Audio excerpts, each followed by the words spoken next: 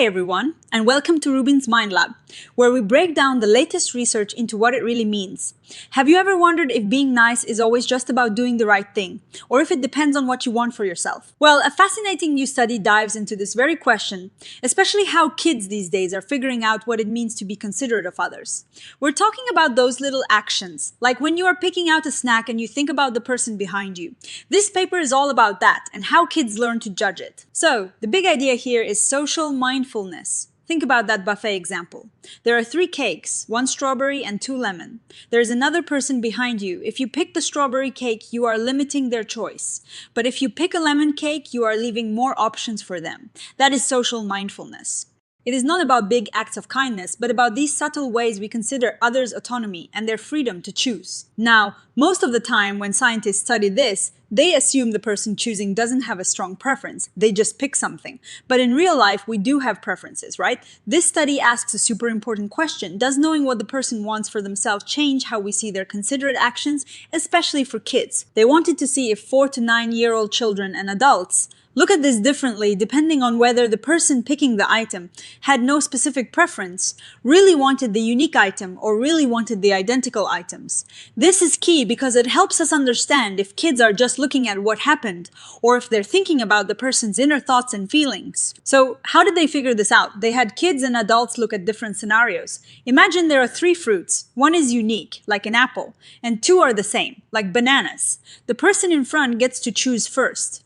The researchers then told them what the person in front wanted. Maybe they didn't care. Maybe they really wanted that apple. Or maybe they really wanted a banana. Then they showed them what happened. Did the person leave a choice for the next person, or did they leave no choice? They used a clever design. They looked at 2 main things. First, whether the person left a choice or not. And second, what we knew about that person's preference. They tested kids from 4 all the way to 9 years old, and a group of adults. They asked the kids to rate how nice the person was on a scale from 1 to 20, and also asked them why the person made the choice they did. This last part is super important for understanding their thinking. Now, for the juicy part, what did they find? Let's start with the adults. Adults in general thought leaving a choice was nicer than leaving no choice. That is pretty much what we'd expect, but here is where it gets interesting. When the person choosing really wanted the unique item, adults thought leaving a choice was extra nice. It's like, wow, they gave up what they wanted for someone else. But if the person wanted the identical items, and they chose one of those, leaving a choice didn't seem as special. In fact, adults rated leaving a choice and leaving no choice about the same in that situation. It was like, okay, they just took what they liked, no big deal. Now, what about the kids? The results for children showed a real journey, and it changed a lot with age, when the person's preference was unknown, and when they preferred the unique item. Kids, as they got older, increasingly saw leaving a choice as nicer than leaving no choice. This is similar to the adults. They're learning that leaving options is good. But just like the adults, when the person preferred the identical items, kids across all ages rated leaving a choice and leaving no choice as pretty much the same. It seems like when someone just picks what they like, and it happens to leave a choice for others, it doesn't get much of a niceness boost. And here's a really cool part. As kids got older, they also learned to judge the act of leaving a choice differently based on the protagonist's preference. They started to see leaving a choice as most nice when the person had to give up their preferred unique item. Then it was nice when the preference was unknown. And the least nice, but still, okay, when the person preferred the identical items. This shows kids are getting better at understanding the cost involved. Giving up something you really want is seen as more considerate. The why question is where we see even more development. When kids were asked why the person did what they did, their answers changed with age and the situation. When the preference was unknown and the person left a choice, older kids were more likely to say it was for a prosocial intention, meaning they were trying to be nice and give choices.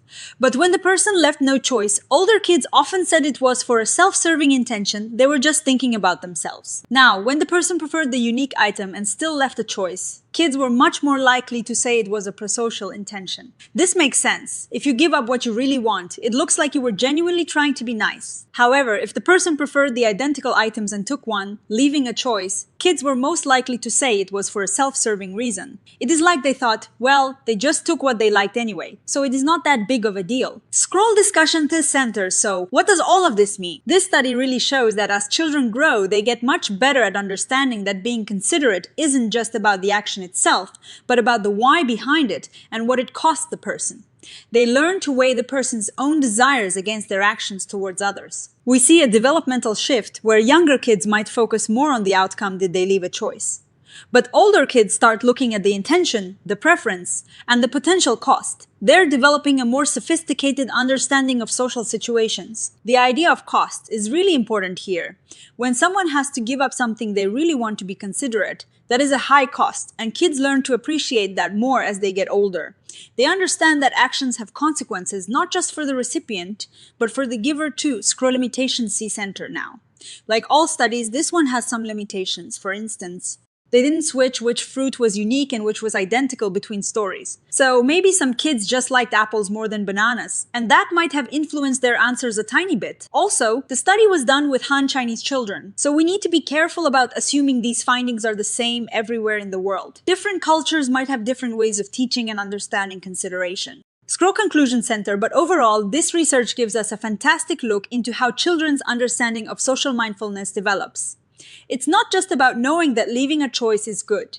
It's about learning to consider with age and experience the nuances of personal preference, the cost of actions, and the intentions behind them. We become more thoughtful evaluators of the social world around us. It makes you think about your own everyday interactions, doesn't it? The next time you're making a choice, either for yourself or for someone else, consider the story behind it. What are the preferences involved? What are the costs? It's a complex but fascinating part of being human. Thanks for tuning into RUBIN'S Mind Lab. If you found this interesting, please give us a like, leave a comment below with your thoughts, and subscribe for more insights into the amazing world of the human mind. See you next time.